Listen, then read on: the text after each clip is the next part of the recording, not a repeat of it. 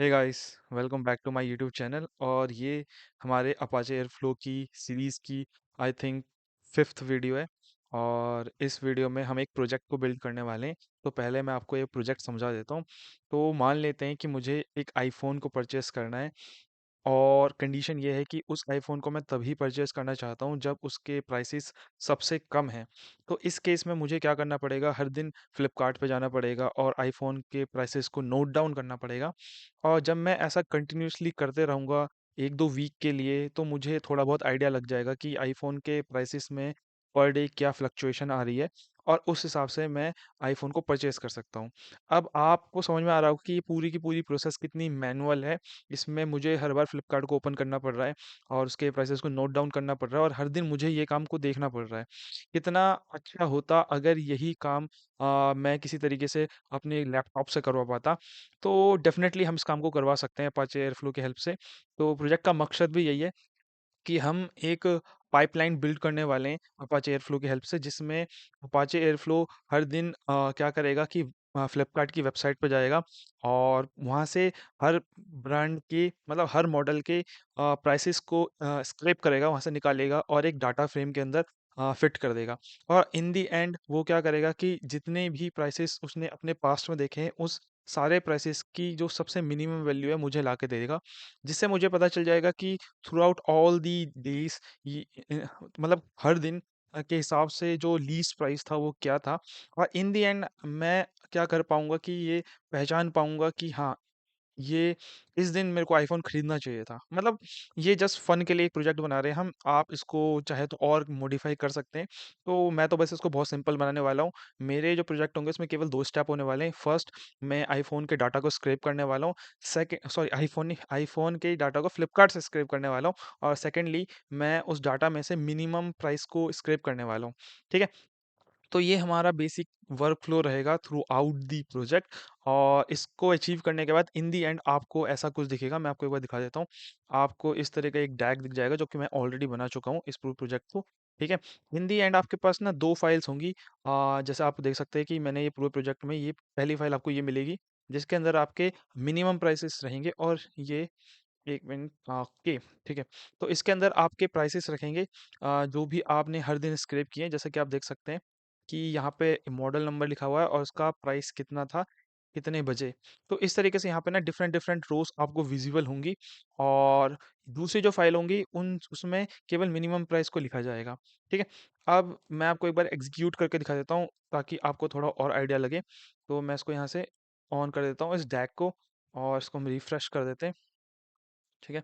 तो आप देखेंगे कि इस पर्टिकुलर वर्क फ्लो की 2 क्या कहते हैं, 2 डिफरेंट टास्क को एग्ज़ीक्यूट कर दिया इसने। और इसको थोड़ा टाइम लगेगा। हाँ, ये एग्ज़ीक्यूट हो चुका है। अब मैं अगर अपनी फ़ाइल पे जाऊँ, तो देखो आप देख सकते हैं कि इसके अंदर 2 रोज़ और ऐड हो गई हैं। पहले केवल एक ये वाली रो थी। इसके अंदर 2 रो और ऐड हो गई हैं। एक है 857 की, और एक है 857 की। ये रही। तो ये रो और ये रो, मतलब बेसिकली आपके पास 3 रोज़ आ गई है नई। और ये हर दिन ऐसा ही यहाँ पे नई-नई रोज़ को लाता जाएगा, और इन द एंड आपके पास क्या मिलेगा, एक पूरा का पूरा एक डाटा फ्रेम मिल जाएगा, जिसके अंदर आईफ़ोन के प्राइसेस की वैल्यू होगी हर दिन के अंदर। ठीक है? और इसके अंदर केवल मिनिमम प्राइस होगा, क्योंकि यहाँ पे हर दिन जो प्राइस है ना, वो 58,999 है। तो इसलिए यहाँ पे मिनिमम प्राइस ही दिखा रहा है। ठीक है? और मैं आपको एक और चीज़ बता देता हूँ कि अ, मैंने ये प्रोजेक्ट हर दिन के हिसाब से नहीं बनाया है, क्योंकि अगर मैं हर दिन के हिसाब से बनाता तो मेरे को बहुत दिन वेट करने पड़ जाते डाटा को सिर्फ गैदर करने के लिए। तो मैंने इसको हर मिनट के हिसाब से बनाया हुआ है, इसलिए ये हर एक मिनट एक नए रो को ऐड करते जा रहा है, नई कॉलम को ऐड करते जा रहा है। जैसे आपको देखोगे कि ये जो लास्ट कॉलम है, ये जस्ट अभी ऐड हुआ है 2058 का। ठीक है? तो मेरे ख्याल से आपको समझ में आ रहा होगा कि हमको करना क्या है, और क्या हम अचीव करने की कोशिश कर रहे हैं। इसमें आप और कैसी-कैसी फंक्शनैलिटी को ऐड कर सकते हैं, और कैसे हम पूरे इस प्रोसेस को ऑटोमेट कर सकते हैं। तो चलिए फिर इसको शुरू से बिल्ड करते हैं, और मैं आपको थ्रू आउट द वीडियो समझाते जाऊँगा कि मैंने कैसे-कैसे इसको अचीव किया है। ठीक है? और वीडियो थोड़ी लंबी हो सकती है, तो अगर आप वीडियो को नहीं देखना चाहते, तो केवल आप कोड को फास्ट फॉरवर्ड करके देख लें, और इसको टाइप करें, और अगर कोई प्रॉब्लम आई तो मुझे कमेंट में बताएँ। तो चलिए फिर स्टार्ट करते हैं। तो सबसे पहले मैं क्या करूँगा, यहाँ पे एक जुपिटर फाइल खोल लूँगा। अच्छा, पहले मेरे को डैग को बंद करना पड़ेगा। तो डैग को हम बंद कर देते हैं, इसको चलाने की कोई ज़रूरत नहीं है। हम यहाँ से एक जुपिटर फाइल को खोल लेंगे।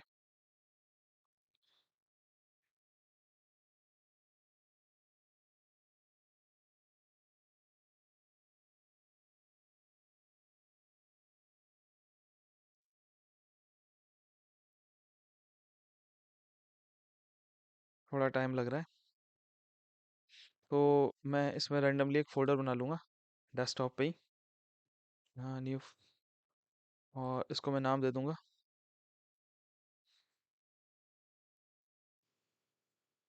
ओके,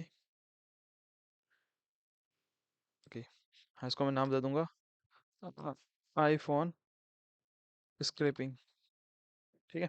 तो मैं पहले उस कोड को यहाँ पे क्या कहते हैं, लिखना चाहूँगा, क्योंकि अगर मैं डायरेक्टली उसको डैक के अंदर लिखूंगा तो एरर होने के चांसेस होंगे, और बार बार हमको मतलब रीट्राई करके देखना पड़ेगा, डैक के अंदर जाके उसके एरर को चेक करना पड़ेगा, लॉग्स को चेक करना पड़ेगा, जो पूरी की पूरी प्रोसेस को बहुत ज़्यादा लंबी बना देगा। तो हम बेसिक वर्क फ्लो को यहाँ देख लेंगे और उसको एग्जीक्यूट भी करके देख लेंगे, और बाद में इसको मैं जस्ट कॉपी पेस्ट करने वाला हूँ। ठीक है। तो मेरे ख्याल से अगर आपको वेब स्क्रैपिंग आती है तो आपको इजीली समझ में आएगा कि हर एक लाइन में क्या लिखा हुआ है। अगर आपको वेब स्क्रैपिंग नहीं आती है तो then it's definitely a big problem and you won't be able to grasp what I am really trying to do. ठीक है। तो दिक्कत आएगी। सबसे पहले हम क्या करेंगे, फ्लिपकार्ट, यहाँ पे लिखेंगे फ्लिपकार्ट आईफोन। ठीक है। और इस वाली वेबसाइट पे चले जाएंगे हम। और जैसा आप देख सकते हैं कि यहाँ पे आईफोन के बहुत सारे मॉडल अवेलेबल है और उनके प्राइसेस भी अवेलेबल है। तो अब मेरे को यहाँ पे सबसे पहले लाइब्रेरी को इंपोर्ट करना है, और मेरे को, मैं मान के चल रहा हूँ कि आपको आती है वेब स्क्रैपिंग, तो आपको पता होगा कि सबसे पहले हमको मैंडेटरी जो लाइब्रेरी रहती है उनको इंपोर्ट करना पड़ता है। मैंडेटरी लाइब्रेरी मतलब कि जैसे from BS4 import beautiful soup, इसको हमको इंपोर्ट करना पड़ेगा, और हमको इंपोर्ट करना पड़ेगा रिक्वेस्ट को। ठीक है। REQUESTS रिक्वेस्ट को हमको इंपोर्ट करना पड़ेगा। और फिलहाल इन दो लाइब्रेरी से काम चल जाएगा हमारा, तो मैं पहले इनको इंपोर्ट कर दिया। उसके बाद मेरे को यूआरएल पर जाना पड़ेगा, जिस यूआरएल को मैं स्क्रैप करना चाह रहा हूँ। तो क्योंकि मैं आईफोन वाले यूआरएल को स्क्रैप करना चाह रहा हूँ, तो उसको मैं यहाँ से कॉपी करने वाला हूँ और मैं इसको इसके अंदर पेस्ट करने वाला हूँ। ठीक है। अब इसके बाद मैं रिक्वेस्ट लाइब्रेरी से बोलूँगा कि इस यूआरएल को लाके मुझे दे दो।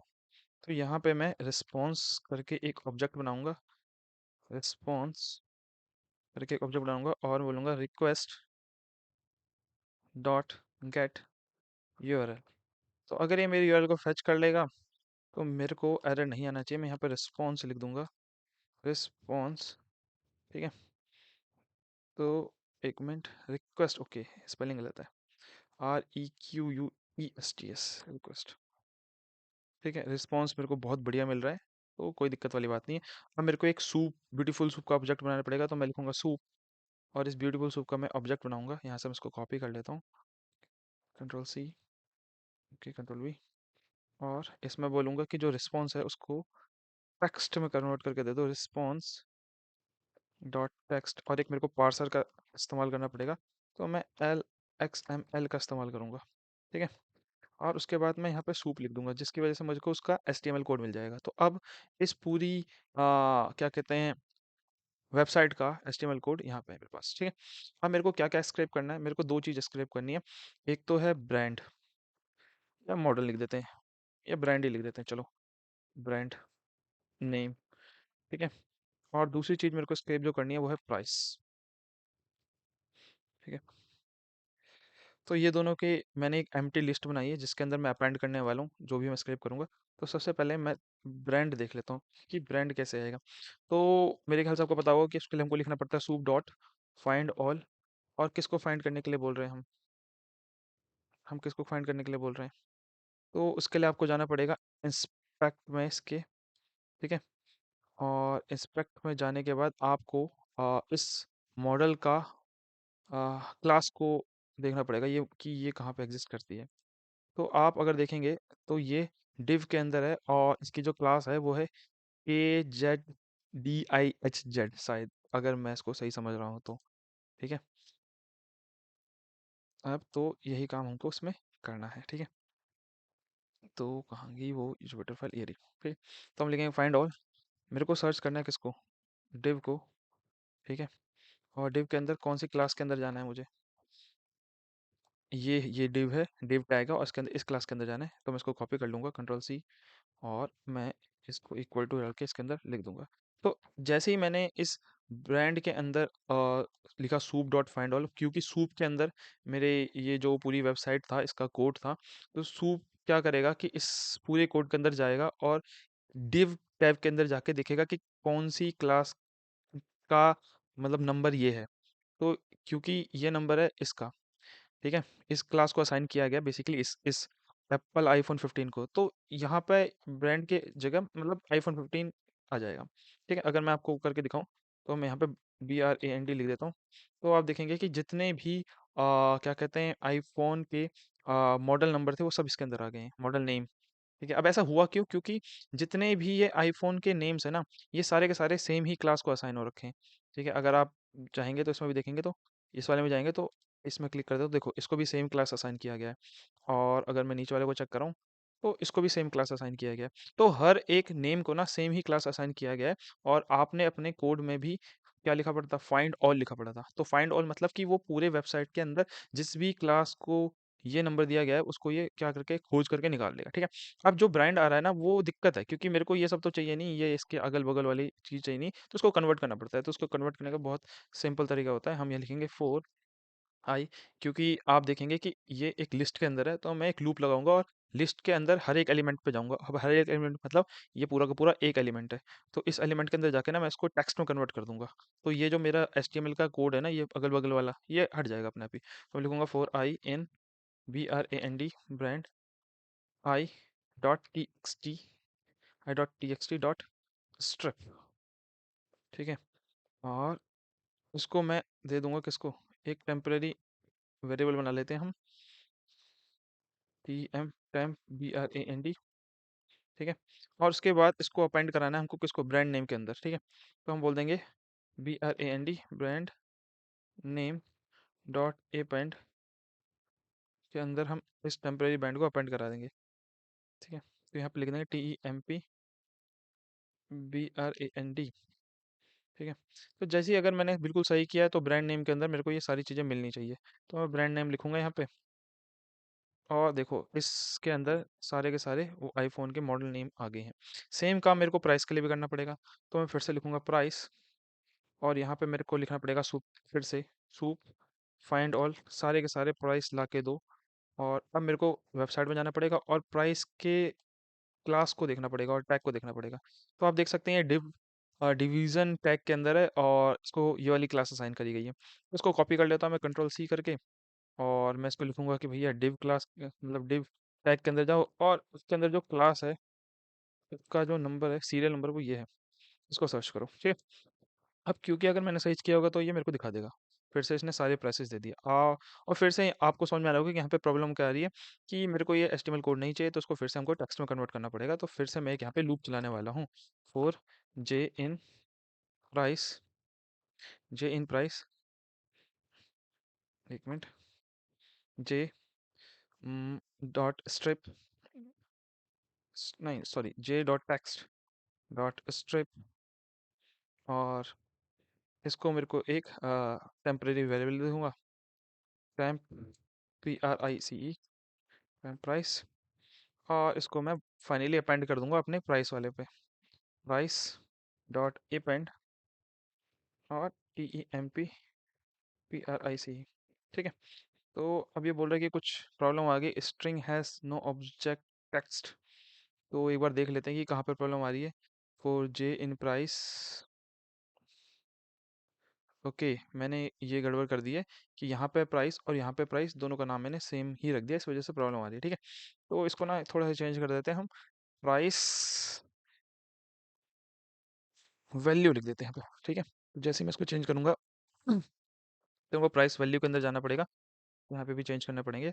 और मेरे ख्याल से अब सारी चीज़ें ठीक है, आपको एरर नहीं देना चाहिए। हाँ, और अगर हमने सही किया है तो प्राइस वैल्यू के अंदर जाने के बाद, सॉरी प्राइस ये वाले ये जो लिस्ट है ना इसके अंदर हमने अपेंड करी, इस पे जाने के बाद मेरे को ये सारे प्राइसेस दिखा देने चाहिए। तो आप देख सकते हैं इसके अंदर ये सारे के सारे प्राइसेस अवेलेबल हैं। ठीक है, तो अब वो प्रॉब्लम सॉल्व हो गई है। Price dot append, okay okay okay. अब प्रॉब्लम ये आ रही है क्योंकि मैंने 2 बार अपेंड कर दिया था, तो पहले इसने जो रॉन्ग वाले थे उनको भी अपेंड कर लिया है। तो एक काम करते हैं, इसको दोबारा से यहाँ से स्टार्ट करते हैं, तो उससे क्या होगा कि अपने आप ही एरर सॉल्व हो जाएगा। ठीक है, तो अब आप देख सकते हैं कि अब इसके अंदर केवल ये और ये प्राइसेस ही हैं। ठीक है। अब एक और प्रॉब्लम आ रही है, वो ये है कि मेरे को ये साइन नहीं चाहिए, क्योंकि प्राइस तो एक इंटीजर होना चाहिए ना, तो इन साइन को मेरे को क्या करना पड़ेगा, यहाँ से हटाना पड़ेगा। ठीक है। तो इसके लिए क्या करते हैं, हम अपेंड करने से पहले ना इसको चेंज करते हैं। ठीक है। कैसे चेंज करेंगे हम इसको, हम इस पर रिप्लेस फंक्शन लगाएंगे। क्या लगाएंगे, रिप्लेस फंक्शन। ठीक है। एक मिनट, हाँ। हम्म,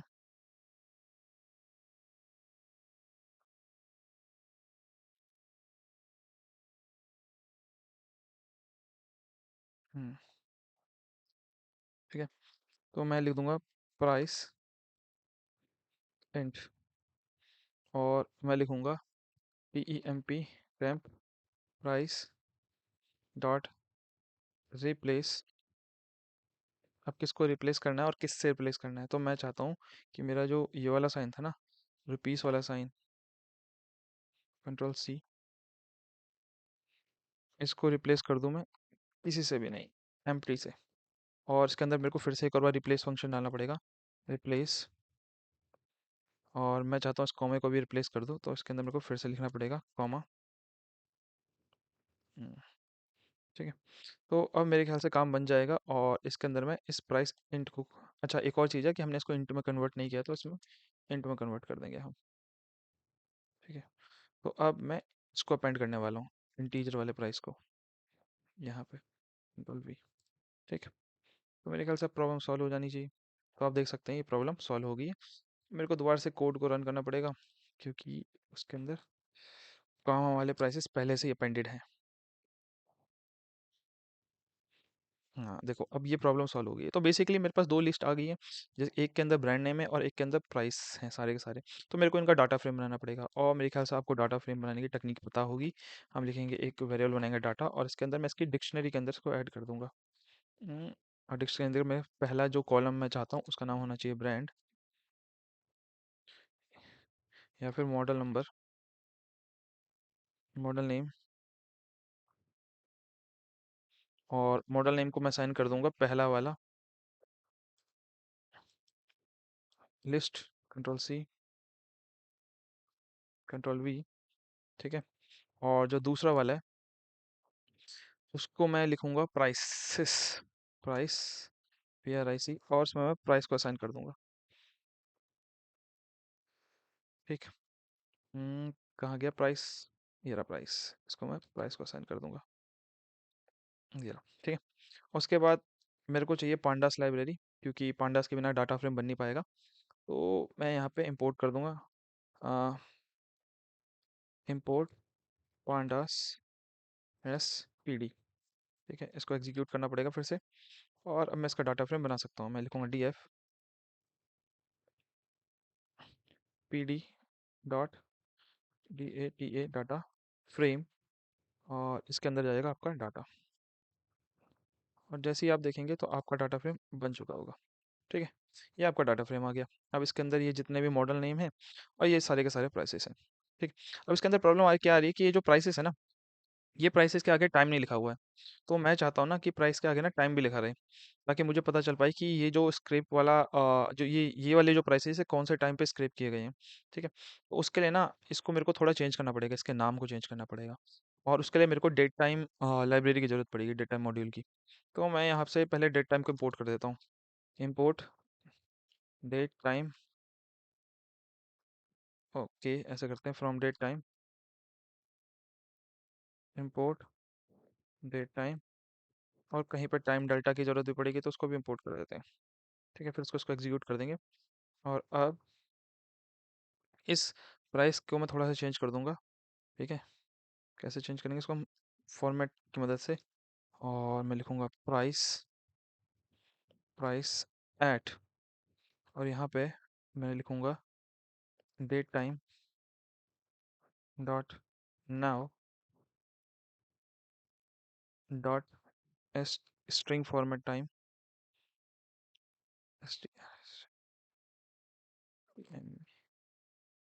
स्ट्रिंग फॉर्मेट टाइम। एक मिनट, STRF, इसका फंक्शन क्या होता है मुझे एक बार चेक करना पड़ेगा, बड़ी कंफ्यूजन है। ओके हाँ सही है, स्ट्रिंग फॉर्मेट टाइम, STRF नहीं लिखा मैंने, हाँ स्ट्रिंग फॉर्मेट टाइम। और इसके अंदर मेरे को किस फॉर्मेट में चेंज करना है, मेरे को चाहिए आर, तो मैं ये लिखूंगा ये एच और मिनट्स, ठीक है। और उसके बाद इसको हम बंद कर देंगे। तो यहाँ पे अब अगर उसने सही लिखा है तो ये सही एग्जीक्यूट होगा, ठीक है, और मेरे को मिल जाएगा हाँ।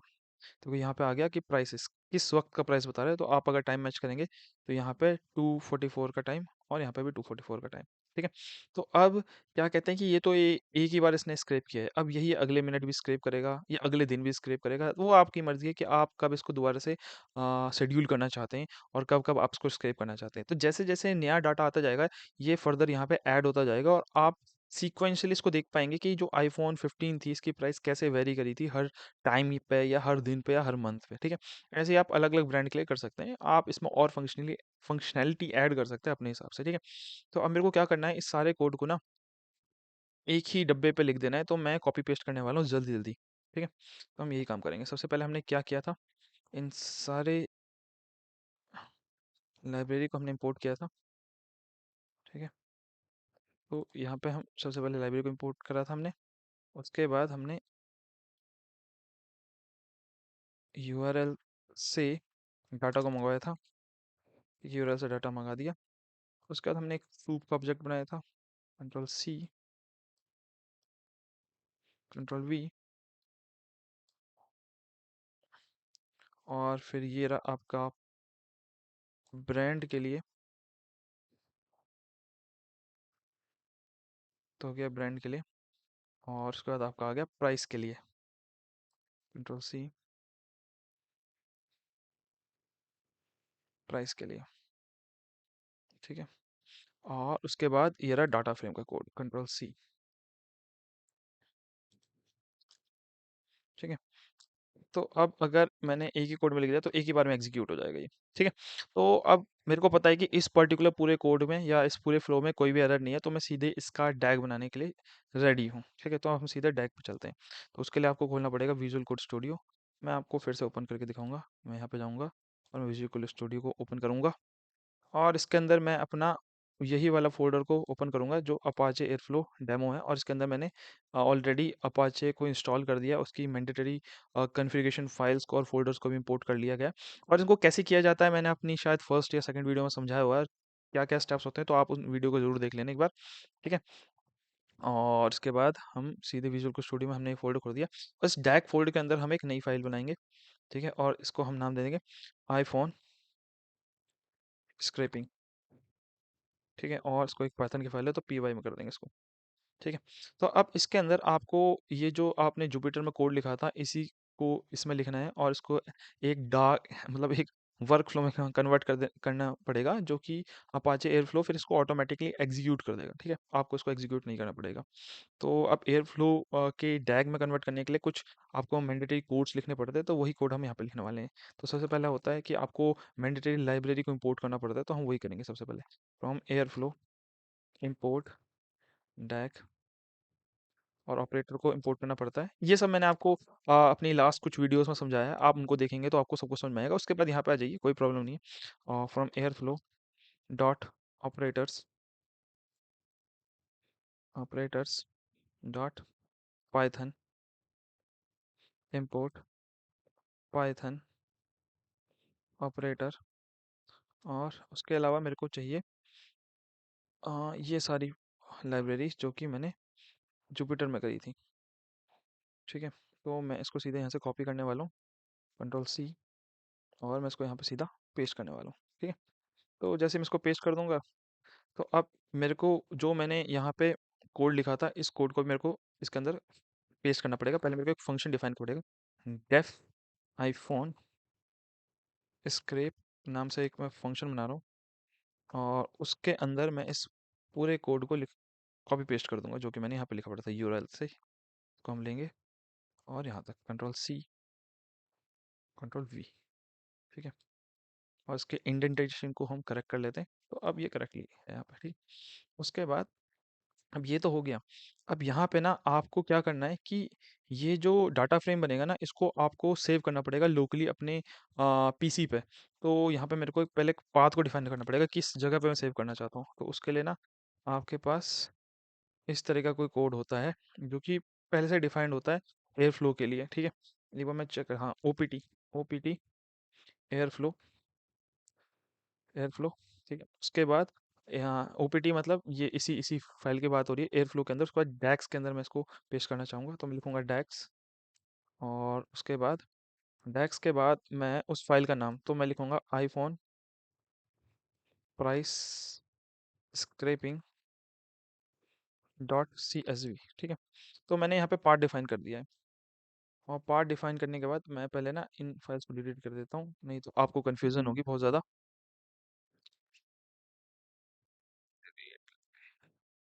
ठीक है। तो अब क्या कहते हैं कि क्योंकि मैंने उनको डिलीट कर दिया है, अब जो भी फाइल बनेगी वो इसी कोड के हिसाब से बनेगी, ठीक है। तो अब जबकि मैंने पार्ट डिफाइन कर दिया है तो मेरे को इस डाटा फ्रेम को सेव भी तो करना पड़ेगा। तो इस डाटा फ्रेम को सेव करने के लिए मैं यहाँ पे लिख दूंगा df2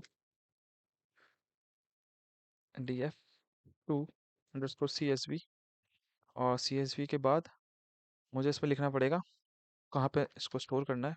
तो इस पाथ पे मेरे को इसको सेव करना है। और यहाँ पे मैं लिख दूंगा इंडेक्स इक्वल टू फॉर, कि मैं मेरे को इंडेक्स नहीं चाहिए उसका, FALSE, ठीक है। तो इसी के हिसाब से मैंने अपना पूरा का पूरा पाइथन वाला पार्ट तो पूरा कर दिया। अब मेरे को डैग वाला कोड लिखना है। तो डैग वाले कोड को आप डायरेक्टली कॉपी पेस्ट भी कर सकते हैं। चाहे तो आप डैग वाले डॉक्यूमेंटेशन में जाएं और यहाँ से इसको कॉपी पेस्ट कर लें, ठीक है। मैं तो यहाँ से सीधे कॉपी पेस्ट ही कर रहा हूँ, Ctrl+C और Ctrl+V, ठीक है। तो यहाँ से मैंने ये इसको कॉपी पेस्ट कर लिया है विद डैग। अब ये विद के ऊपर एरर क्यों दिखा रहा है, डैग तो है, आई डोंट नो, चलो देखते हैं, ठीक है। उसका डैग आईडी मतलब बेसिकली एक यूनिक नाम जो आप उसको देना चाहते हैं। तो मैं इसको नाम देना चाहूँगा आईफोन स्क्रैप, ठीक है। उसके बाद आप इसकी स्टार्ट डेट क्या डिफाइन करना चाहते हैं। तो मैं इसकी स्टार्ट डेट डिफाइन करना चाहूँगा जो कि आज की डेट है 2024। और यहाँ पे 12 और 29, ठीक है। और उसके बाद शेड्यूल डेली। अब मैं क्योंकि इसको डेली तो रिकॉर्ड नहीं कर सकता, बहुत टाइम लग जाएगा, ठीक है। तो मैं इसको मिनट्स के लिए कर दूंगा। मिनट्स के लिए आपको ये सिंबल का इस्तेमाल करना पड़ता है, ठीक है। उसके बाद यहाँ पे लिखना पड़ेगा SGAG। अच्छा, इंडेंटेशन की प्रॉब्लम है मेरे ख्याल से, हाँ अब ठीक है, ठीक है। तो अब क्या कहते हैं कि हमने डैग वाला कोड भी यहाँ पे लिख दिया है। और इस डैग के अंदर मेरे को इस जो ये वाला फंक्शन है ना, इसको कॉल आउट करना पड़ेगा। अब इसको कॉल आउट करने का तरीका मैंने शायद आपको बताया था कि हमको सबसे पहले एक उसका मतलब एक वेरिएबल बनाना पड़ता है, ऑब्जेक्ट बनाना पड़ता है। तो मैं इस ऑब्जेक्ट का नाम रख देता हूँ टास्क 1। और इस टास्क 1 के अंदर मैं पाइथन ऑपरेटर को कॉल करूँगा, पाइथन ऑपरेटर। और इस पाइथन ऑपरेटर के अंदर मैं दो चीज़ें लिखूंगा। पहले तो टास्क आईडी, ठीक है। टास्क आईडी में मैं लिख दूंगा स्क्रैपिंग, कि ये इस टास्क का नाम क्या है। और दूसरा मेरे को बताना पड़ेगा कि मैं किसको कॉल करना चाहता हूँ। तो लिखना पड़ेगा पाइथन कॉलेबल, कौन से फंक्शन को मैं कॉल करना चाहता हूँ। तो मैं इस फंक्शन को कॉल करना चाहता हूँ, कहाँ गया वाला फंक्शन, ये वाले फंक्शन को। तो इसको मैं यहाँ से कॉपी करूँगा और यहाँ से मैं इसको पेस्ट कर दूंगा। तो मैंने इसको बता दिया कि मैं कौन से फंक्शन को कॉल करना चाहूँगा। मतलब बेसिकली इससे पहले तो जो कोड था वो केवल पाइथन का कोड था, सिंपल था। इसके बाद यहाँ से डैग का कोड स्टार्ट हुआ है। ये डैग की मैंडेटरी आर्ग्यूमेंट्स होते हैं जो आपको देने पड़ते हैं। ये यूनिक नेम होता है और ये आपको बताना होता है कि कब से आप स्टार्ट करना चाहते हैं। और स्टार्ट करने के बाद आप उसको किस बेसिस पे रन करना चाहते हैं। तो क्योंकि मैं मिनट्स के बेसिस पे रन करना चाहता हूँ तो मेरे को यहाँ पे स्टार को टाइप करना पड़ गया। उसके बाद आपको टास्क डिफाइन करना पड़ता है कि पहला टास्क क्या है इस पूरे वर्क फ्लो में। तो पहला टास्क मैं चाहता हूँ कि ये वाले फंक्शन को एग्जीक्यूट कर दे, आईफोन स्क्रैप को, ठीक है। तो मैंने क्योंकि पाइथन का कोड लिखा था ये सारा सारा, तो पाइथन ऑपरेटर का इस्तेमाल किया। और पाइथन ऑपरेटर को मैं पहले से ही इंपोर्ट कर चुका था। ठीक है, इसका नाम हमने रख दिया टास्क का, और मैंने फंक्शन को कॉल आउट कर दिया यहाँ पे। उसके बाद मेरे को बस इसको लिखना पड़ेगा कि मैं सबसे पहले क्या चाहता हूँ, टास्क वन को कॉल आउट करना पड़ेगा, और यहाँ से मैं इसको सेव कर दूंगा। जैसे ही मैं इसको सेव कर दूंगा, मेरे को अपने अपाचे एयरफ्लो की यूआई में जाना पड़ेगा, और मेरे को देखना पड़ेगा कि क्या ये डैग यहाँ पे अवेलेबल है या नहीं है। ठीक है, तो आप देख सकते हैं कि ये डैग यहाँ पे अवेलेबल है, आईफोन स्क्रैप। और इसको आप अगर यहाँ भी जाएंगे तो इस डैग का नाम मैंने आईफोन स्क्रैप रखा था, ये आप देख सकते हैं, ये रहा आईफोन स्क्रैप। तो अब ये डैग यहाँ पे अवेलेबल है, तो इसको हम रन करके देखते हैं। अगर कोई प्रॉब्लम नहीं है तो मतलब हमने पहला काम तो सक्सेसफुली अचीव कर लिया है। अब यहाँ से कॉल आउट नहीं हो रहा है कि तो क्यों, इसलिए कॉल आउट नहीं हो रहा है क्योंकि क्या कहते हैं कि इसके अंदर जो डेट है वो मैंने अब आज की डाल दी है। ठीक है, तो अब इसको नहीं पता कि इसको इमीडिएटली रन करना है, तो मैं इसको यहाँ से फोर्सफुली रन करने के लिए मजबूर कर दूंगा। यहाँ से आप क्लिक करके इसको मजबूर कर सकते हैं रन करने के लिए। तो आप देखेंगे कि इसने सक्सेस लिख दिया है कि हमारा ये जो पहला टास्क था स्क्रैपिंग वाला, इसने एग्जीक्यूट कर दिया है इसको। ठीक है, तो कैसे पता चलेगा कि जो पहला टास्क है वो हुआ कि नहीं हुआ? हम वापस जाएंगे और हमको यहाँ पे एक फाइल मिलनी चाहिए। हम्म, तो यहाँ पे हमको कोई फाइल तो मिलनी चाहिए थी, और फिलहाल वो फाइल हमको यहाँ पे नहीं मिली है। ओके, चलो मैं एक बार इसको सॉल्व करता हूँ, कहाँ पे प्रॉब्लम आ रही है, उसके बाद फिर कंटिन्यू करते हैं। हाँ, तो क्या कहते हैं कि दो प्रॉब्लम हो गई थी। प्रॉब्लम तो नहीं, मतलब अगर आप वैसे भी एग्जीक्यूट करते तो थोड़ा टाइम लेता। पहली बात तो ये कि जो मैंने इसमें डेट डाल दी थी वो मैंने आज की डाल दी थी, जिसकी वजह से ना वो पूरा टास्क एग्जीक्यूट हुआ ही नहीं था। अब पूरा टास्क एग्जीक्यूट मतलब क्या, कि ये ऊपर वाला तो ग्रीन आ गया था पर नीचे वाला ग्रीन नहीं आया था। जब तक नीचे वाले में ग्रीन नहीं आता ना, इसका मतलब होता है कि आपका टास्क सक्सेसफुली एग्जीक्यूट नहीं हुआ है। तो मेरे जो टास्क थे ना वो सक्सेसफुली एग्जीक्यूट नहीं हुए थे, इसकी वजह से ही मुझे यहाँ पे कोई फाइल नहीं दिख रही थी। ठीक है, तो मैंने क्या, बस सिंपल सा काम किया, मैंने यहाँ पे ना जो डेट है वो कल की डाल दी।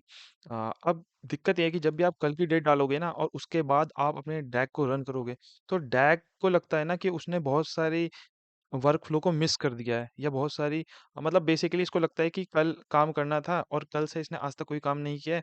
तो ये क्या करता है ना, एक साथ ही बहुत सारे टास्क को रन करने लग जाता है। जैसा कि आप देख सकते हैं कि अरे सॉरी, कहाँ गया? जैसे ही मैंने 28 लिखा, तो आप देख सकते हैं कि यहाँ पे इतने सारे वो आ गए, इतने सारे टास्क एक साथ रन होने लग गए। तो जैसे ही आप पिछली डेट डालें ना, तो उसके साथ आपको एक यहाँ पे आर्गुमेंट और पास करना पड़ता है, जिसमें होता है कैचअप इक्वल टू फॉल्स। तो कैचअप इक्वल टू फॉल्स का मतलब ये है कि जो कल छूट गया काम उसको रहने दो, आज से चालू करो। अगर आप यही नहीं लिखेंगे ना, तो यहाँ पे बहुत सारे टास्क एक साथ रन होने वाले हैं सिमिलर डैक के। ठीक है, तो जैसे ही मैंने यहाँ पे कैचअप स्कोर फास्ट फास्ट डाल दिया, तो अब ये क्या करेगा कि पिछला छोड़ देगा, लेकिन यहाँ से ये टास्क को प्रॉपर्ली रन करेगा। ठीक है, तो क्योंकि मैंने इसको यहाँ पे लिख दिया है, उसको कंट्रोल सेव कर देता हूँ, और अब मैं इस डैग को रन करूँगा। ठीक है, प्रॉपर्ली। तो आपको कुछ देर में यहाँ पे फाइल दिख जाएगी, यहाँ पे देखो आ गई, ये वाली आ गई आईफोन डाटा, और इसके अंदर आपको प्राइस देखना स्टार्ट हो जाएगा। यहाँ पे लिखा हुआ है प्राइस एट 2141। अब आप यहाँ देखेंगे यहाँ पे जो टाइम है और यहाँ पे जो टाइम है ना, वो दोनों अलग अलग है। वो इसलिए अलग अलग है क्योंकि ये ना अपने मतलब स्टैंडर्ड टाइम को फॉलो करता है, यहाँ वाले टाइम को फॉलो करता है। तो अब इससे आपको समझ में आ गया होगा कि किस तरीके से हमने एक वेब स्क्रैपर बनाया, और किस तरीके से ये हर एक मिनट डाटा को लाएगा और इस डाटा फ्रेम में क्या करता जाएगा, फीड करता जाएगा। ठीक है, तो ये काम तो हमारा हो गया। ठीक है, अब प्रॉब्लम क्या आ रही है कि मैं चाहता था कि ये जो मतलब मेरा जो कोड है वो क्या करे, मतलब नए-नए प्राइसेस लाए और इसके साथ अलोंग मतलब इसके ना साइड में इसको पेस्ट करता जाए। अभी क्या हो रहा है, ये इसी को रिप्लेस करता जा रहा है, इसी रो को रिप्लेस करता जा रहा है, इसी कॉलम को रिप्लेस करता जा रहा है, सॉरी। तो मैं चाहता हूँ ये इसके साइडवेज ऐड करता जाए। तो मेरे को ना उसके लिए यहाँ पे कुछ चेंजेस करने पड़ेंगे इस पर्टिकुलर पीस ऑफ कोड में। ठीक है, तो अब मैं क्या करने वाला हूँ कि मैं आपको उसको डायरेक्टली शो करने वाला हूँ, जो कि मैंने ऑलरेडी बनाया हुआ है। क्योंकि मैं पूरा कोड फिर से लिखने वाला हूँ ना, तो ऑलरेडी आधे घंटे की वीडियो होगी, बहुत ज़्यादा खिंच जाएगी। मैं इस पूरे कोड को अपनी इस वीडियो की डिस्क्रिप्शन में दे दूंगा, तो आपको वहां से प्रॉपर्ली समझ में आ जाएगा कि हो क्या रहा है। ठीक है, तो चलो यहाँ चलते हैं। तो अब यहाँ तक तो आपको समझ में आ गया होगा कि हमने क्या क्या किया था। ठीक है, ये लाइब्रेरी को इंपोर्ट कर दिया, ये हमने डैक की कॉन्फ़िगरेशन लिख दिया, और ये सब भी मैं आपको लास्ट वीडियो में समझा चुका हूँ कि किस किस तरीके से बात हुई है। और यहाँ तक हमने कर लिया था, डाटा फ्रेम हमने बना दिया था। ठीक है, एक मिनट, ये वाली है कि ये वाली फाइल है? हम्म,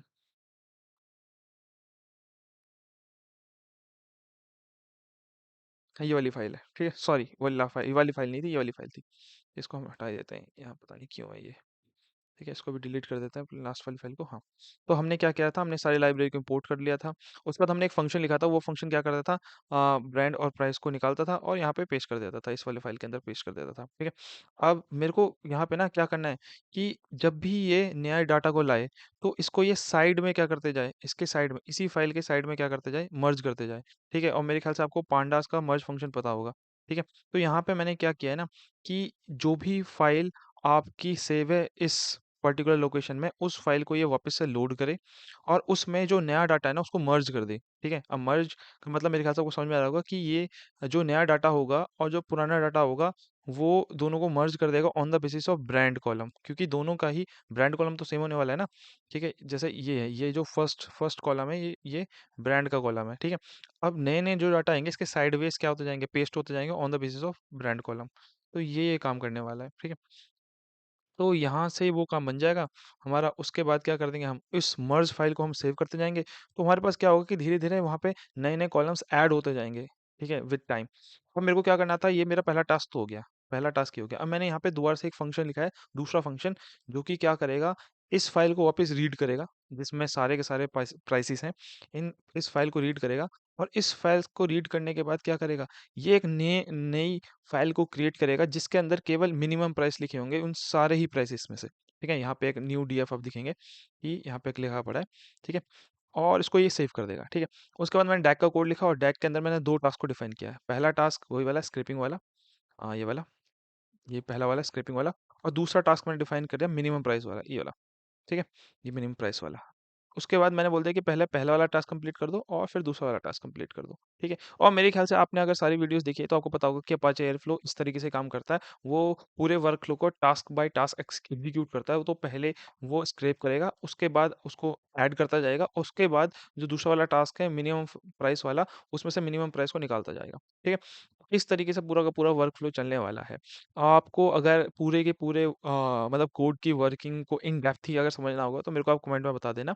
फिलहाल मैंने जितना आपको समझा दिया उससे मेरे ख्याल से आपको समझ में आ चुका होगा कि किस तरीके से हम अपाचे एयरफ्लो का इस्तेमाल कर रहे हैं और कोड को मतलब और प्राइसेस को स्क्रैच स्क्रैप कर पा रहे हैं, basically what I mean to say. ठीक है, अब मैं आपको इसको ना रन करके दिखा देता हूँ। इस डैग का नाम मेरे को एक बार चेक करना पड़ेगा क्योंकि मैं नहीं तो वहाँ कंफ्यूज हो जाऊंगा। अच्छा, आईफ़ोन स्क्रैपिंग, ओके। तो इस डैग का नाम है आईफ़ोन स्क्रैपिंग। ठीक है, तो मैं पहले सीएसवी को डिलीट कर देता हूँ। आईफ़ोन स्क्रैपिंग, ये वाला। ठीक है, तो आईफ़ोन स्क्रैपिंग है। अब मैं यहाँ पे जाऊँगा अपनी डैग वाली फाइल में और इसके अंदर मैं डैग जाऊँगा और मेरा आईफ़ोन स्क्रैपिंग ये है, इसको मैं एग्जीक्यूट कर दूँगा। ठीक है, और जैसे ही मैं इसको एग्जीक्यूट करूँगा, ये अपने टास्क को एग्जीक्यूट करना स्टार्ट कर देगा। ठीक है, तो आप देख सकते हैं कि यहाँ से इसने टास्क को एग्जीक्यूट करना स्टार्ट कर दिया है। अब आप अगर अपने यहीं पे जाएँगे तो आपको देखेंगे कि आपको 2 सीएसवी फाइल मिल गई, एक मिनिमम वाली, एक आईफ़ोन प्राइसेस वाली। इसके अंदर प्राइसेस ही प्राइसेस होंगे। देखो, पहला 2046 के अंदर कितना प्राइस था, ये वाला आ गया। फिर ये दोबारा से इसने दोबारा से प्राइस निकाल दिया। तो हर 1 मिनट में ना ये प्राइसेस को स्क्रैप करता जा रहा है। इसके आप देखेंगे विद टाइम यहाँ पे ना और कॉलम्स ऐड होते ही रहेंगे और इसके अंदर केवल एक ही कॉलम होगा मिनिमम प्राइस वाला। तो यहाँ पे मॉडल नंबर लिखा होगा और यहाँ पे केवल मिनिमम प्राइस लिखा होगा। अब क्योंकि सब में सेम ही प्राइस आने वाला है, क्योंकि जो प्राइस होगा वो टाइम के हिसाब से अभी तो फ्लक्चुएट करेगा नहीं, तो इसमें हर जगह यही रहने वाला है फिलहाल, वो चेंज नहीं होगा। ठीक है, इसको मैं अब रिफ्रेश करते जाऊंगा, तो अगर आप थोड़ा वेट करेंगे तो ये और फिल होने वाला है। ठीक है, इसको मैं रिफ्रेश कर देता हूँ। ठीक है,